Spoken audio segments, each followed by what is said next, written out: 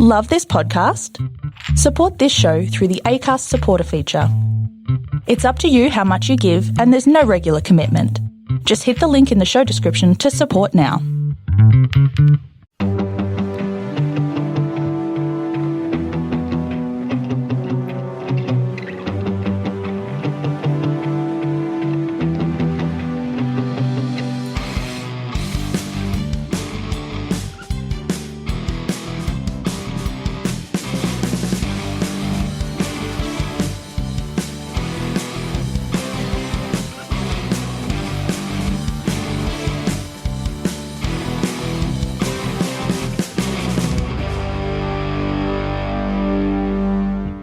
Hi everyone, and welcome to the Cognitive Recalibration podcast. As always, I'm your host Shravan. We've got Taran here with us. Hey everyone. And it's time for Thor's Love and Thunder, or Thor Love and Thunder. So do you know that this is the 6th Marvel movie in the last 12 months? No. Now I do. So it's the 6th Marvel movie since July last year. So in the last 365 days, partly due to COVID, so it wasn't all planned, but we've had 6 Marvel movies, and we've also had 5 Marvel TV shows. So in essence, we've had 11 Marvel properties in the space of 12 months. It's one basically for every month. So there's either a TV show happening or a movie coming out, or both at the same time. Chris Hemsworth back, Tessa Thompson back, some new characters, or I guess returning characters. So Natalie Portman is back after missing out in Thor Ragnarok. She was technically in Avengers Endgame, but she didn't actually shoot for that. They just used footage from Thor: The Dark World for that particular scene, but she's officially back for this one. And then we got some new characters in Christian Bale and Russell Crowe. We'll get into our thoughts on the cast. The way we'll structure this episode is, as per usual, we'll do a bit of comic book origins because we're talking about Thor, and we haven't actually talked about his comic book origins before on this podcast. And then we'll do our non-spoiler review. So if you haven't watched the movie, feel free to keep listening. We won't spoil anything. We'll just give you our thoughts spoiler-free, and then we'll jump into spoilers later in the review. So when did Thor debut in comics? Not sure. Look, a lot of these, as I say every time you ask me this, basically in every episode, a lot of these characters came out of the 60s, so it's probably somewhere around there. I'll ask you another question. Who was Thor created by? Stan Lee. Yeah. So for most Marvel things, you could say, yeah, it's 60s and Stan Lee, and you're probably right. So in this case, it was created by Stan Lee, Larry Lieber, and Jack Kirby. So Jack Kirby's obviously the artist, right? So he would have drawn a lot of the original Thor comics. He debuted in Journey into Mystery, issue number 83 in August of 1962. So team affiliations, obviously he's a part of the Avengers. I think that's the biggest team that he's a part of. But the Warriors 3, who actually appeared in the first 2 Thor movies. First 3, yeah. Yeah, well, they were the third one. Unceremoniously killed off in the third one. And God Squad, guess it's a team of gods, I'm guessing. And Avengers Unity Squad. Notable aliases. So Dr. Donald Blake. In the comics, at one stage, he's just a guy, isn't he? Like, it's just a normal guy called Dr. Blake. Yeah. But they did actually kind of hint at that in Thor 1, where they, things like Jane's ex or something is Dr. Donald Blake, and she puts the shirt on him. Doesn't really make sense in that context, because he's not actually that person. Yeah. Yeah. He's meant to be the same guy. Yep. And abilities. So superhuman strength, speed, durability, and longevity, all of which we have seen in the Marvel Cinematic Universe. Abilities via Mjolnir, interdimensional teleportation, electricity manipulation, flight, and weather manipulation. Also, all of which we've seen in the Marvel Cinematic Universe. So I guess he is pretty comic accurate in that sense, in terms of his abilities anyway. I guess he's become a pretty well-known character through the Marvel Cinematic Universe. Like before that, I actually didn't even know who Thor. Like obviously, I must have heard of the god Thor, like the Nordic god, but like I didn't know much about the comics Thor. and he was pretty much an unknown entity to me until we watched that first Thor movie, which is similar to like even Captain America was similar. Like I knew there was a character called Captain America, but I didn't know much about him. A lot of these characters we were introduced to via this cinematic universe. Iron Man I did know, because in the 90s there was an Iron Man TV show, which I used to watch. All right, a bit more about the movie background-wise. So it released just a couple of days ago, so 8th of July. It has made $302 million so far in box office worldwide, and budget was $250 million. And it is, actually, I'll ask you this. How many Marvel movies have released to date? Including this 20 movie. something. Over 20. 25. 6. So is it 26. 26? Okay. 5. No. 7.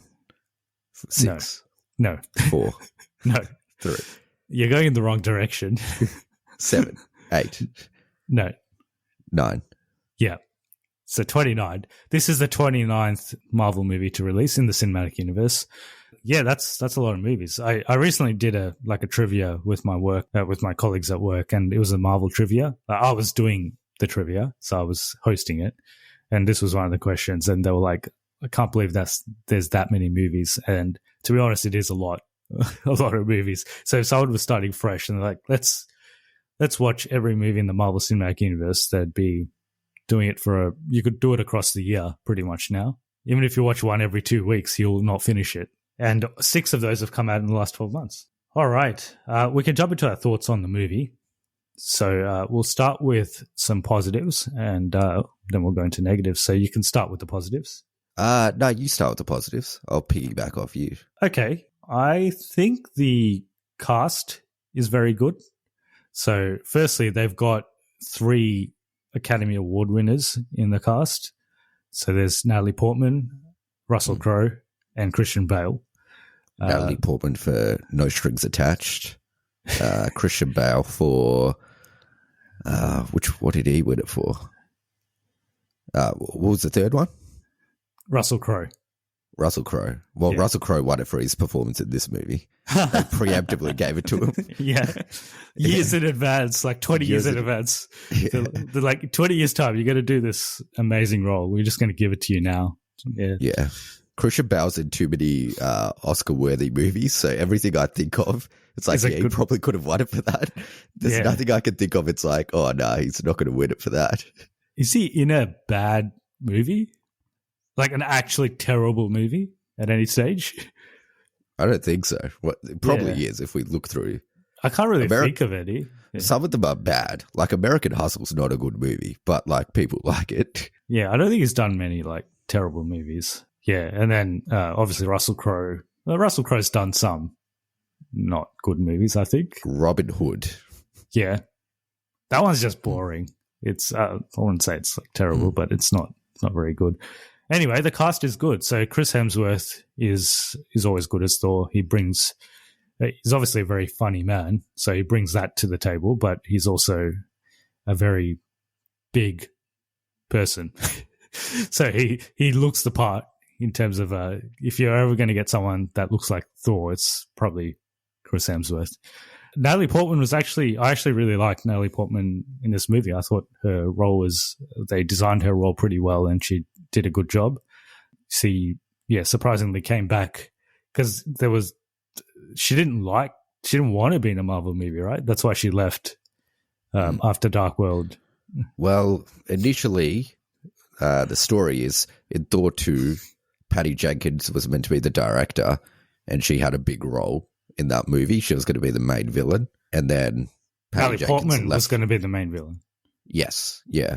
Ah, okay. Well, she gets the ether takes over her, and she becomes a villain. Yeah, but then Patty Jenkins left that movie, and they got that other guy to do it, and then they decreased her role, and then she was pissed off, and she didn't initially want to do it. So after that movie, she was just out. Yeah, but she's obviously got a pretty prominent role in this one. I think the trailers give away some of it, but we'll get into it more in spoilers.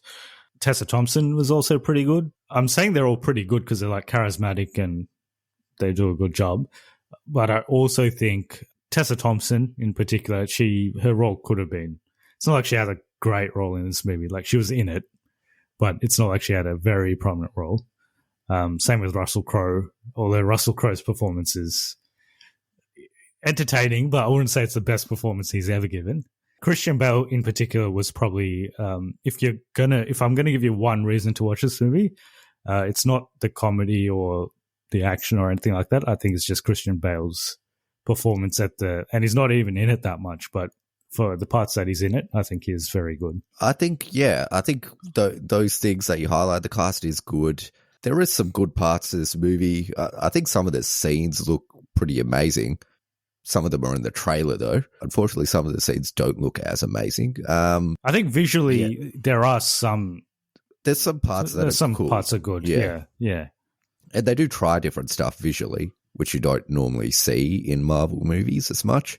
Yeah, overall, like there's good parts sprinkled out through it that would be spoilers if I went through it. But I didn't dislike the whole movie. I didn't like the whole movie either. I think it's interspersed with good parts and then not so good parts as well, essentially. Yeah. Overall, though, I think unfortunately it's less good and more not as good the more you think about it. Yeah, this is coming from two Marvel fans, I guess you could say, but it was, and we're getting into negatives now, and the key word you used in your positives just then was sprinkled throughout the movie, because there are sparingly good parts. Like, I wouldn't say it all comes together as a good movie. There are like scenes that are nice, but when you put it together, it's not really that good. And it's more of do you think we're just too used to the Marvel formula now? Like, it's just not that exciting anymore.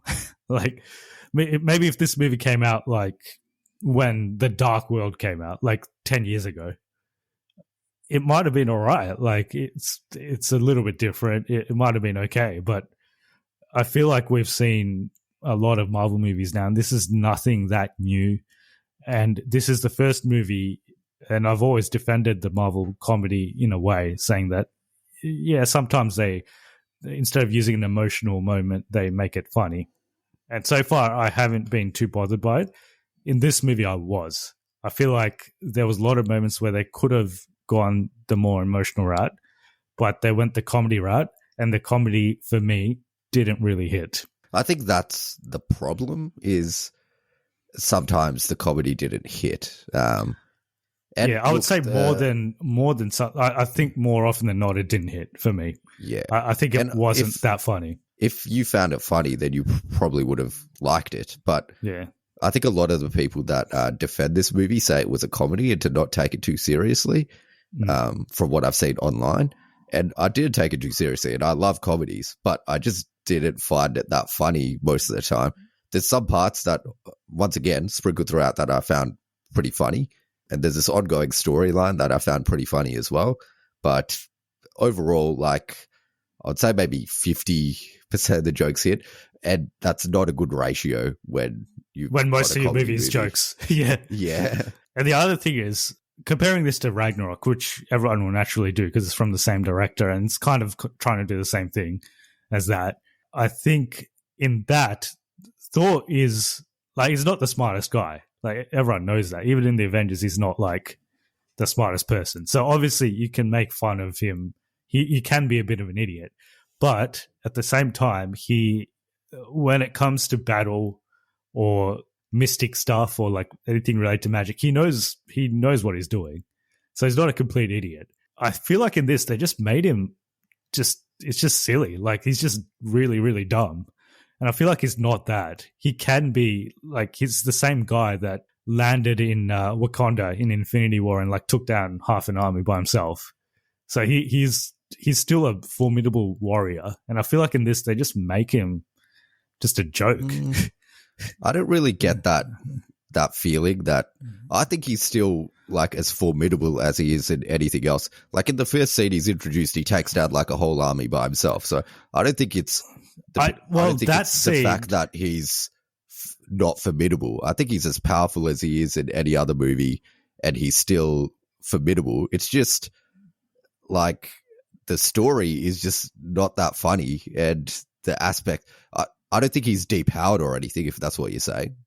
I don't think so, but they don't use him properly. So even in that first scene, instead of showing, like, they do show how powerful it is, but they kind of play it off like a joke.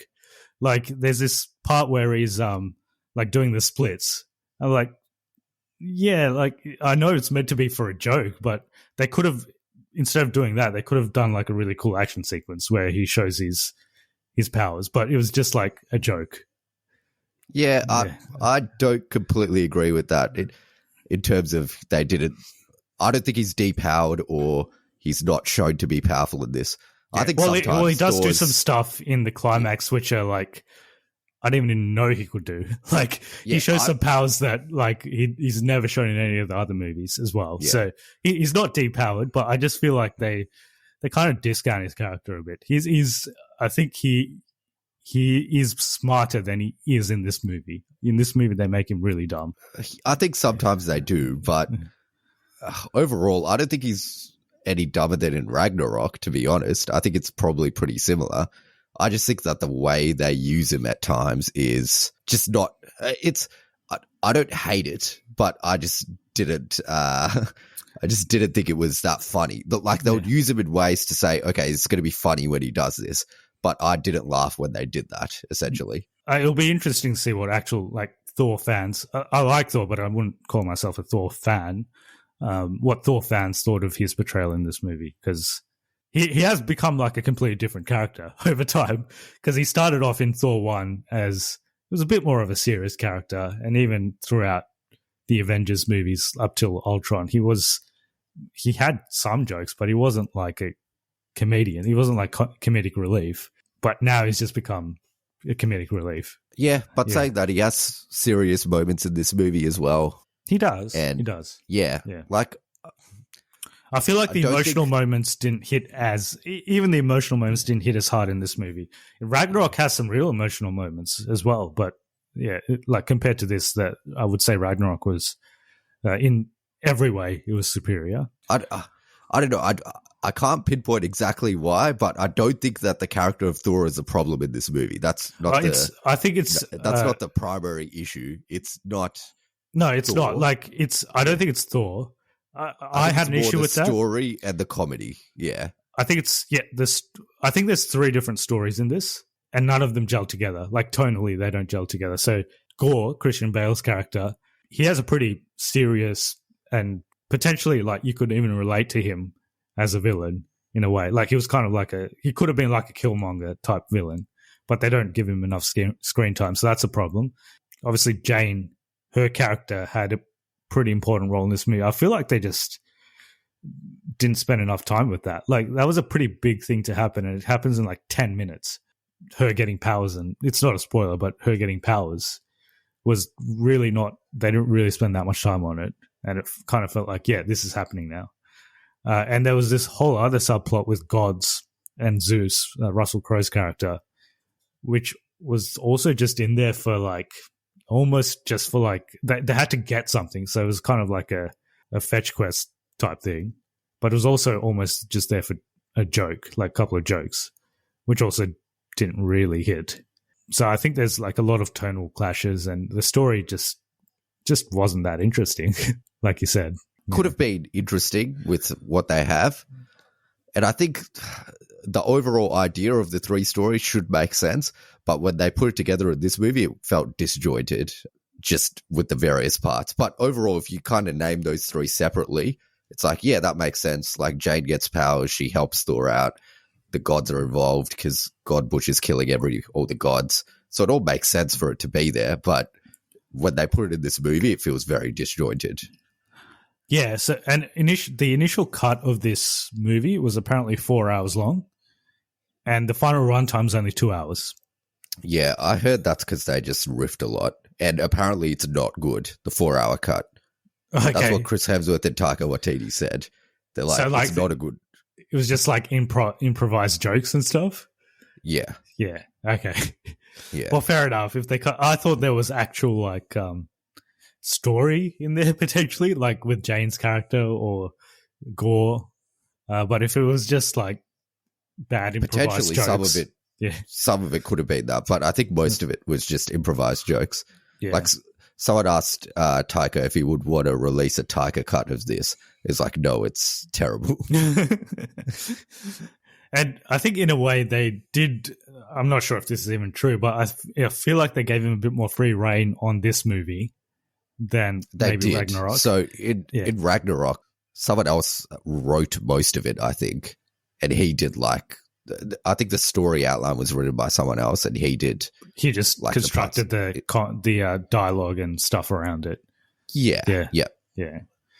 This one is written by Hawkeye and the Hawkeye director. I think that was potentially a mistake because I think his way of storytelling just didn't work for this movie. And also, it's like no one's invincible. I guess someone always going to make a not so great movie at some point. So it's still better than most movies, but it's just not up to the standard probably we expect from Taika. Yeah, and overall very forgettable. What I'll say is it just became like if someone told me this is like a parody Thor movie, like it's just making fun of what Thor movies are like, then yeah, this makes sense. But it felt like it was too silly at times. Yeah, I mean we could get into it more in spoilers, but I just didn't like the comedy. And if you're not going to like this movie if you don't enjoy the comedy. If you don't enjoy it, there's just nothing in there. I like some of the comedy. Some of it was funny. I thought one part of it was actually very funny, which was like a recurring gag that they did. But overall, unfortunately, most of it doesn't hit. As nothing made me like laugh as much as Thor Ragnarok did. For sure. And it could also be that Thor Ragnarok, it was a surprise. Like they hadn't done a comedy like that yet in the Marvel universe. So when it did come out, it was like, yeah, this is refreshing. It's something different. A character in that Korg in Thor Ragnarok, who I thought was hilarious. In this, he's not that funny and not used that well, honestly. And probably didn't even need to be there. Yeah. And he was almost like kind of annoying in parts as well. So he wasn't really contributing much. Like he wasn't contributing to the plot. He was just there for comedic relief. And whenever he said something, it wasn't even that funny. Yeah, it feels like we're really, negative on this movie, but I would probably still recommend it in a way, just because the performances are good. Like visually, there are some nice parts, and if you're a Marvel fan, you're obviously going to watch it anyway. But it is better. I would only recommend it if you're a Marvel fan. If there's someone at work that doesn't really watch superhero movies and they said, "Should I watch this?" I would say probably not. Yeah, I would probably say, I would say probably not as well. So it's a recommendation for Marvel fans, but probably not a recommendation for anyone else.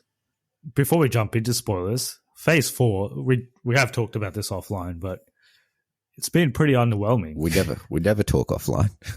Yeah, I don't talk to you apart from this 1 hour 1 hour bit of conversation every week.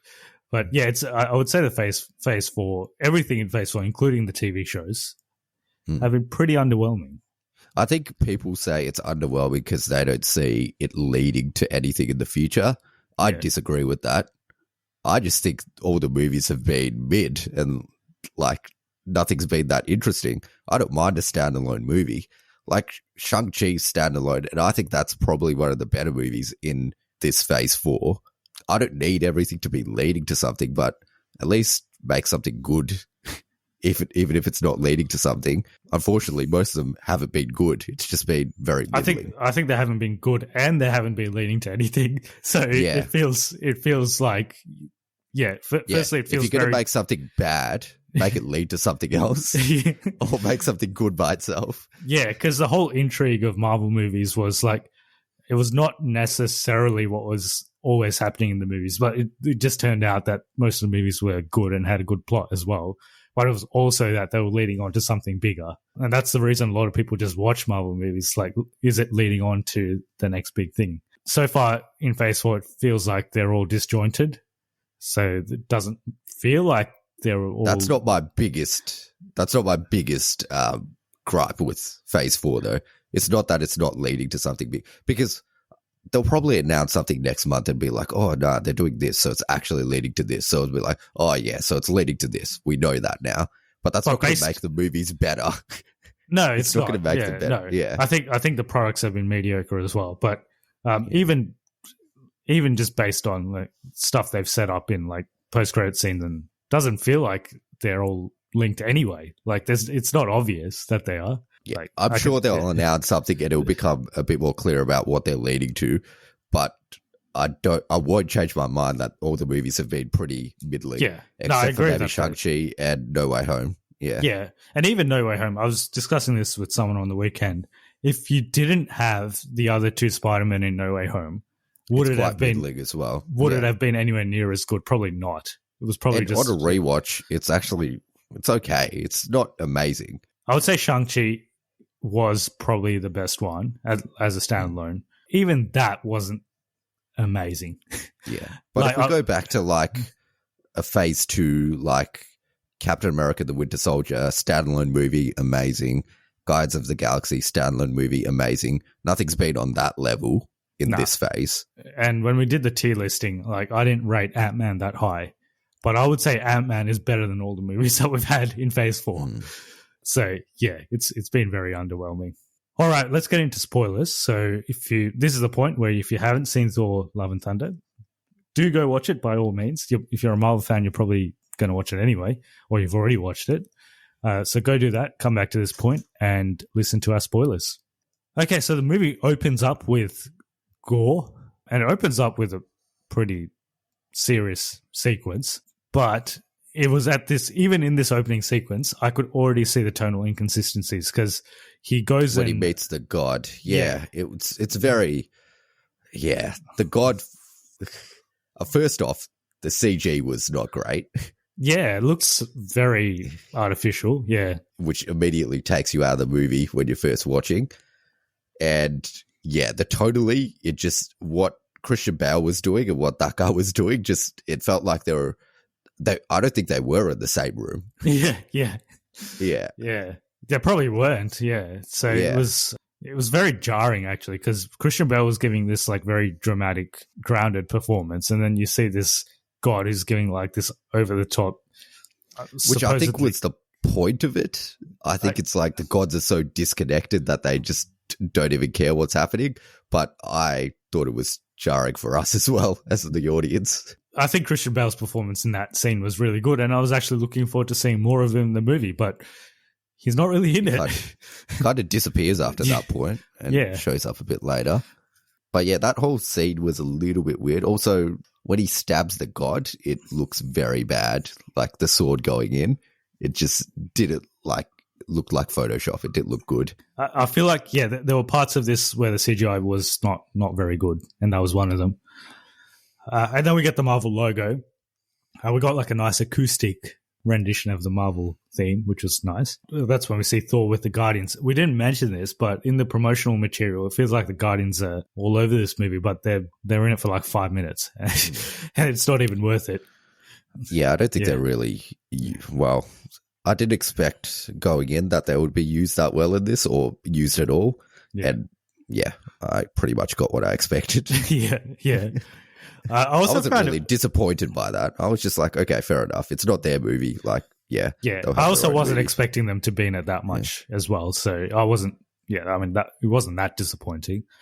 Yeah, it was doing some stuff with the Guardians, and then they're fighting some war on some planet, and then Thor kills all the aliens. And this is the part I was talking about where they had an opportunity to do a really cool scene. I felt like the action in that scene wasn't that great. Like, he goes and does stuff, but it wasn't that cool. Like, could have used his like thunder and lightning powers and did something really cool, but he doesn't really. He just chucks Stormbreaker and kills a couple of people and then destroys a building. And that was meant to be funny, but I didn't really find it that funny.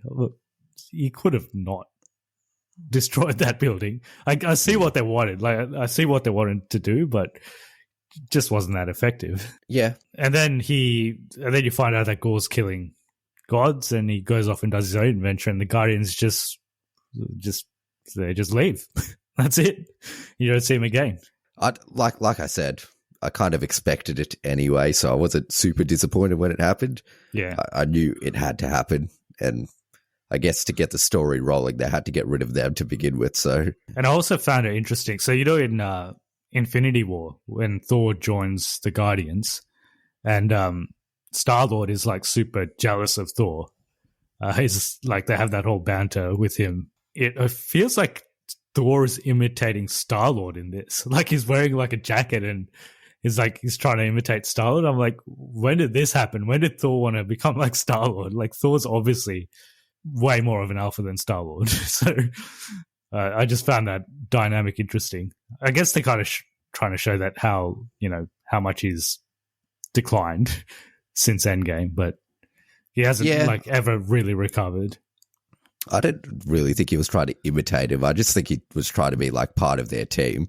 I don't think he was imitating. He was just like, this is my family now. He was like wearing a jacket and like kind of wearing the clothes that Star-Lord wears and stuff. But that's a Ravager jacket. The Ravagers all wear it. So yeah. So I guess if you say that, you say all the Ravagers are imitating Star-Lord? Star-Lord. That's exactly what's happening. No, I just found like Star-Lord was suddenly like the more alpha of the two. And I just found that interesting because he's just a guy and Thor's a god. But it could just be the development that they were trying to do with Thor, how he's declined and he doesn't really know what he's doing anymore. What happens after that? They find Sif. So Sif's in this for one scene or two scenes, actually. Very brief. Yeah. Not really impactful. I know people like that character of Sif and they were like waiting for her to come back and do something, but she doesn't really do anything in this movie. It's not this movie that she does anything. Yeah. Yeah. And then they just, then they switched to Jane, right? And I found this pretty, I guess, abrupt might be the word. They like introduce it. Like, firstly, we haven't seen this character for like 10 years. And then they show her. And when they show her, she's got cancer. Like, they just go straight to it. She's like, she's getting chemo. She's got stage 4. She's sad. She's going to potentially die soon. And then she just reads, like, she gets some sort of signal from Mjolnir, it's hinted at. And she goes to New Asgard and they just cut it. And next time we see her, she's got powers. I feel like that was way too quick to establish that. You could have done, and they do have a little bit of a backstory of Thor and Jane, which was actually pretty good, which is probably one of the best sequences in the movie, to be honest. Like, they had to have the backstory and why they ended up breaking up and all of that.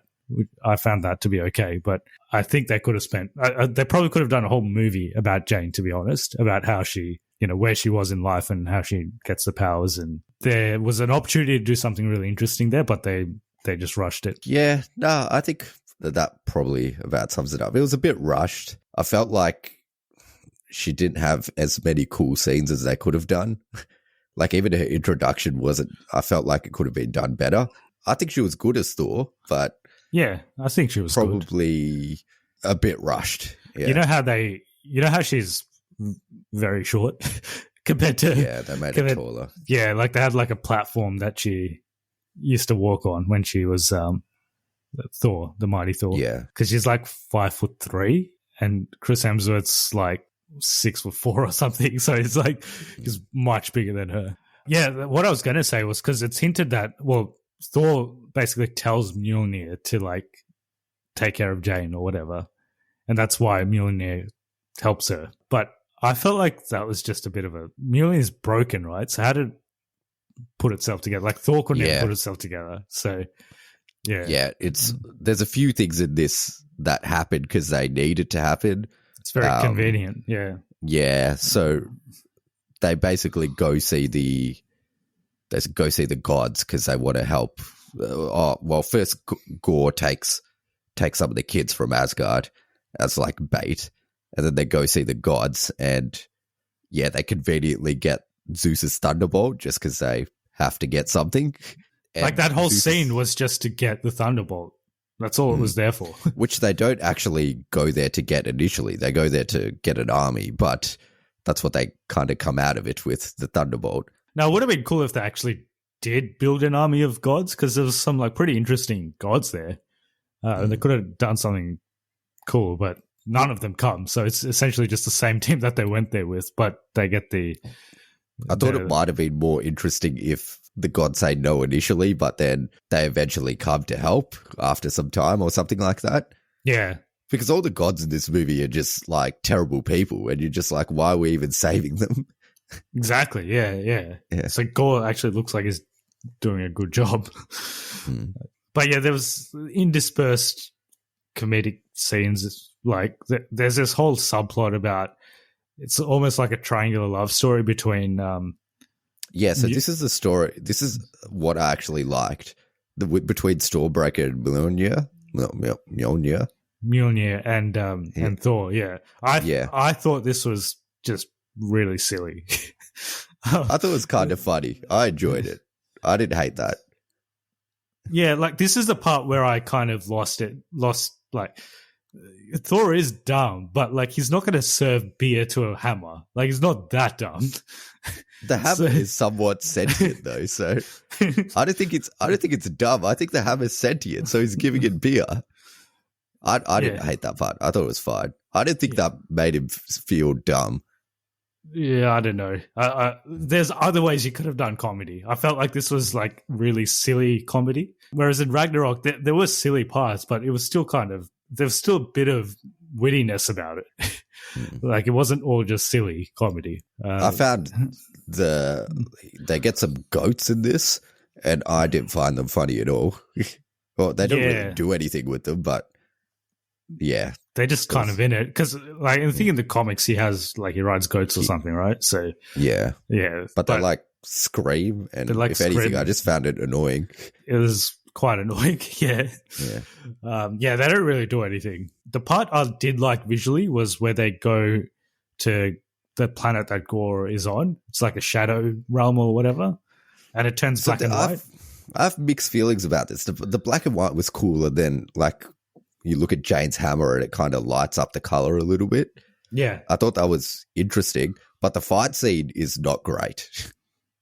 No, I would say most of the action in this movie isn't great. There's maybe the end action sequence with the kids, which again, we'll get to that in a second. That's probably the best one. Yeah, but there was a bit of a leap there. The other thing is Jane, I don't think they established this, but like Jane has only been Thor for like a day or like not that long, and she seems to know how to do all this stuff. Like she could use the hammer. She does this cool thing with the hammer, how it like breaks into pieces and like comes back together, which is pretty cool. But I don't think it should be that easy because she's just a person. Like she's not even a god. I think it's because she possesses the power of Thor. Yeah. I don't know. It's the same. It's the same as the kids in the end battle, I guess. That's right. Yeah, they don't know how to fight, but they get the power of Thor, so they know how to fight. Yeah, and so about the power of Thor thing. So I never knew he could even do this. It feels like he could have used this many times before to help in battle, and it's never established that he does. Like in Infinity War, imagine if everyone was Thor. Like probably should have. Yeah, like it would have made a big difference. So that's just like a power that came out of nowhere. Like I didn't even know he could do that. But yeah, that sequence was cool. It's not like it was original though. Like it was just kind of a rehash of what they did in Ragnarok when he realizes he's the god of thunder. Yeah. I don't think it did anything groundbreaking. And once again, a bit of wonky CGI here and there. The shadow creatures, like they didn't look that you couldn't really see them. First of all, that's what I was about to say. Like, I don't think the creatures that they fight are that visually interesting. Yeah. I think they could have made something that looked better. Yeah, like I understand they only come out in the shadows, which only come out when it's dark. But like, they were just like giant spiders. So it wasn't really that interesting. Yeah, that final action sequence, I guess it was okay. So Jane is obviously, every time she uses the hammer, she gets closer to death because it's like taking power away from her or something. So it's kind of like keeping her alive, but also killing her at the same time. And Valkyrie gets injured during when they go to fight Gore. So she's taken out of the final battle. And Thor just goes there by himself, but then Jane comes and dies. And dies, essentially. Yeah. She does help a bit, but then she dies and they meet. And the whole plot of this was that So Gore needed Stormbreaker so that he could open a portal to meet eternity and wish all the gods were dead. So that's the plot. That's Gore's plot. It's basically Infinity Gauntlet with less steps. Like, we didn't even know this eternity thing existed, did we? Because it feels like No. more people would have... Like, why didn't Thanos just go to eternity? Like, why did he go to all the effort to get the Infinity Stones? Maybe he didn't know. Maybe he didn't know about it. Yeah. Maybe he didn't know. But anyway, he goes there, but then the Necro Sword, which we didn't really talk about, but apparently, like, slowly kills you as well. So they destroy the Necro Sword, and Gore has it keeps him alive, but it also kills him and corrupts him. Yeah, kind of. So it's kind of interesting because there is a parallel between what was happening to Jane and what was happening to Gore. He does say at one point, like, "Oh, we're similar. We're both going to die," or whatever. So that was interesting. But then, yeah, when they do destroy it, he has a change of heart, and he's like, "Oh, I'm not going to kill all the gods. I'm just going to wish my daughter back." That's what he does, and she comes back, but Jane dies, and Gore dies as well, and Gore dies, and suddenly Thor has an adopted daughter, and her name is Love. Is that right? I think so. Yeah, because they end the movie with Love and Thunder, so she's Love and he's Thunder, and they're going around planets fighting wars or whatever. Yeah. I feel like she needs to go to school. I feel like she should probably get an education. I think that was the joke, that you think he's getting her ready for school, and then they go out and they're actually going to fight people. But yeah, she should probably go to school because yeah, she probably should. Yeah. Or she'll turn out like Thor. Although he did go to school, so he talks about how he learnt like Groot and stuff, right? So yeah, so he did go to school. And then is there anything else in the main movie that we didn't discuss, or that we should discuss? Not really. That's basically it. Heimdall's son's in this. Yeah, Heimdall's son's in this. Nah, it's a short movie as well. It's not that long. Post-credit scenes. So the first one is with Zeus. So Zeus, I thought Zeus died, actually. I thought he was dead as well. Yeah. If if that lightning thing goes through your heart, it doesn't matter if you're a god. I thought you'd probably die, but he's not dead. And we see Hercules in the post-credit scene. So they're setting up something with him. Which is interesting because in the comics, Thor is like the serious god. And Hercules is kind of the goofy one, which is kind of like what Thor already is. So it's like, what are they going to do with Hercules that's different to Thor? Maybe they'll make him a serious character. Yeah, potentially. I don't know if I want to see that, to be honest, but... Do you think he'll be are they going to do another Thor movie? I don't know. Yeah. What I didn't mention was, and well, everyone knows this, but out of all the superheroes in the Marvel universe, Thor is the only one to have got 4 solo movies. Interesting. Yeah. I don't know if they'll do another one. Possibly. Yeah. This sets it up for it. So it sets it up. So if maybe Hercules will be in the next Thor. I think Chris Hemsworth said he would only do it if Taika does it, though. So you see, I don't know. Like, I did like Taika in Ragnarok. I don't know if I want another movie from him because I think tonally it is starting to get a bit difficult to take seriously because these movies, a lot of the Marvel movies have comedy in them, but they're not comedy movies. I would say they're action movies with some comedy in them. And even Ragnarok was a comedy, but it was still an action movie. Like that was still founded in action. Another movie like this, I don't know if it's worth it. Unless they have a really good story this time. Did you know that Love, or Thor's adopted daughter, is Chris Hemsworth's actual daughter? Yeah. And Christian Bale's kids and Natalie Portman's kids and Taika's kids are all in this movie. Oh, are they the Asgardian kids? They're all the kids, yeah. This is just nepotism. Nepotism, yeah. And Christian Bale's son, both his sons play him in do you know that scene where he's running and then he gets older? Oh, you mean that Chris Hemsworth? Chris Hemsworth. Did I say Christian Bale? Yeah, Chris Hemsworth. Yeah. Both Chris Hemsworth's sons play him as he gets older. Okay. In that running scene. How many kids does he have? 2 sons and 2 daughters? 2 sons and 1 daughter, I think. Oh, okay. Second post-credit scene was what I expected to happen. So no one is ever dead, right? And it feels like that's kind of a cop-out as well. I didn't expect Jane to die. They are dead. So I think she is dead. And that scene was just to portray that she went to Valhalla and she didn't. Do you know how early on in the movie they're like, you don't go to Valhalla if you don't die in battle? Yeah. But then she doesn't die in battle, but she still goes to Valhalla because she was battling cancer. I think it was just to portray that. I think she's actually dead. I don't think she's coming back. I don't know. Like they could have just not had that scene then. But they had that scene, which means that maybe she can come back. She might be dead, but maybe she can come back. So I think they just left the door open. Yeah. But I don't think she's coming back. Yeah, and it was good to see Idris Elba, because I thought he was done as well, but he's back. He was back for that role. I don't think we're seeing either of them again, is my guess. Maybe in like a Secret War situation. Where they have to come back, yeah. Yeah. Yeah, but they set up this whole character of the mighty Thor, and it was, I don't know, like they could have spent more time with it. I think that's the biggest thing coming out of this movie, because they just kill her off. She hardly does anything, firstly, in the movie, and they just kill her off. So there was just a wasted opportunity, I think.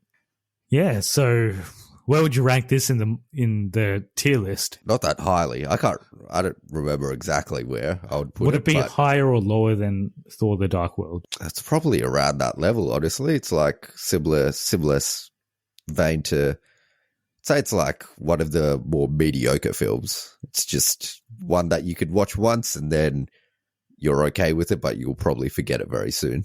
This is a similar standard for me with Guardians 2, because Guardians 2, I felt like the comedy didn't really hit in that movie either. There's more in this, though. There's more comedy in this than that, and there's more comedy that doesn't hit in this than that. So I would probably put it around similar standard as that. Thor: The Dark World is probably still worse than this, I guess, because that's a bit boring. And this is, I can't say it's boring. It's just not that good. But I guess it will still keep you entertained. I would say it's hard for me to rank the movies because on a different day, I like a movie more than I like another one. But the way I'm feeling at the moment, it's probably, and look, ranking movies is hard because someone's always going to like a movie better than they like another one just because of experience as well. I think that's a huge thing. Yeah, definitely. Yeah. So, what about out of Phase 4? Where would this stand in Phase 4? I feel like all the Phase 4 movies have been about the same, and they've all been mediocre. Nothing's been Shang-Chi's and No Way Home are slightly better. The rest about the same. Yeah, I would even actually, Eternals, which is like people hate. I think this is as good as Eternals. I would actually give Eternals more marks than this, just because it tried something different. At least it did something different and went off the formula. And I watched it again recently, and it's not that bad. It's all right. I think it got more hate than it probably deserved. But yeah, this is probably similar standard to that. It's probably similar standard to Multiverse of Madness, similar standard to Black Widow. Yeah, I think they're all about the same. So hopefully the next one, which is Black Panther: Wakanda Forever, is better than these. Mm. Yeah. I thought this one would be the best one we would have seen yet, just because of the director. I just to finish it, I think this one's amongst. Yeah, I thought it would also be the better one out of all of the ones that have released so far. But yeah, it's probably amongst the worst ones, unfortunately. Black Panther is Ryan Coogler, so I know this. Ryan Coogler is a really good director. I don't think he's made a bad movie yet, so maybe he's due. That's right. Yeah, like even Taika, I guess he was due. So yeah, but we'll see. We'll see where that one goes. That one's had a lot of issues as well in terms of production. So I have to see how. And that one goes, obviously, like they probably had to rewrite a whole new story for it. So let's see what they end up doing. If anything, that's probably going to be the thing that makes that movie not as good, is the production issues. So which movie are you? Like, do you think will be the best one in Phase 4 out of the ones that have been announced? Yeah, I can't see the Marvels being that great, given what Miss Marvel's putting up at the moment. Oh, it could surprise me though. I know. I think one of the movies that we probably don't expect to be that great is probably going to be the one that's going to blow our mind. I think that's all that's announced. It's just this Black Panther and the Marvels, and that's it. There's Ant-Man 3. Oh, yeah. There's Guardians 3. Oh, that's right. Yep. Blade as well. I don't think Blade's... Oh, no, Blade's phase 5, I think, right? Yeah. I think Ant-Man 3 might actually be the best one. Looking at that lineup, all of them could be mediocre. Potentially all of them could be mediocre. Yeah. Ant-Man 3, I've got a bit of hope because Kang's the main villain. They might do something interesting. I don't know. I don't think we should be hoping for movies. This is the problem with Multiverse of Madness. We go in hoping that something big is going to be set up from a movie, or they're going to do something big in a movie. And you get disappointed. Just overall get disappointed, which makes you dislike the movie more. I think a movie that is just a good standalone story that does that story well is probably going to be the one that ends up being better. Just maybe going to be Black Panther. Apparently Namor's in Black Panther, so... Yeah. Okay. Yeah, a bit of a disappointment. I was actually really looking forward to this one, but I probably wouldn't watch this one again for a while. Me too. What do we have coming up next? So we still got to do our Top Gun review, so we'll do that soon. And we've still got to do our Stranger Things review, which is probably in terms of, Top Gun was probably the best movie, close to the best movie I've seen this year. And Stranger Things is probably the best TV show I've seen this year. So at least we're going to be talking about stuff that we liked next. And then there's other stuff coming out. So Miss Marvel finishes this week. So we're talking about Miss Marvel as well, which is, I've spoken to a lot of people and it's a very mixed reaction about Miss Marvel. Some people really like it and we don't. I would say those people are probably wrong. Look, on the surface level, there's nothing seriously wrong with it. It's just the story's not that great, unfortunately. Yeah, it's just not that interesting. And it's basically representing us, it's closest to representing us from the Marvel universe. So I think there's some good representation in it. And I think all the stuff with the representation's good. We're doing a Miss Marvel review now. I think the stuff outside the representation is the problem. Yeah, I agree. Yeah, but we'll talk about that more in the next episode. All right, so people want to get in touch with us and tell us about what they thought about Thor, Love and Thunder. How do they go about it? So you can email us at cognitiverecalibrationpodcast@gmail.com or contact us on all other social media platforms at Cognitive Recalibration. Yeah, and if you want to support the podcast, you can do so via giving us a review on iTunes or Spotify, because that makes us more discoverable on their search engines. Cool. And we still got our long-awaited review of Ghostbusters Afterlife. They announced a second one. They did, yeah. I watched it. How about we review the first one when the second one comes out? When's the second one coming out? Hopefully never. Hopefully they shelve it. Yeah, I watched it on the plane. Yeah, it was okay. That's the thing. Like, you watch most of these movies and you're just like, they're okay. Yeah. Like, what do I say about this? Yeah, it was just a movie. Just a movie. I would rather a movie be really shit or very good. I don't like these okay movies.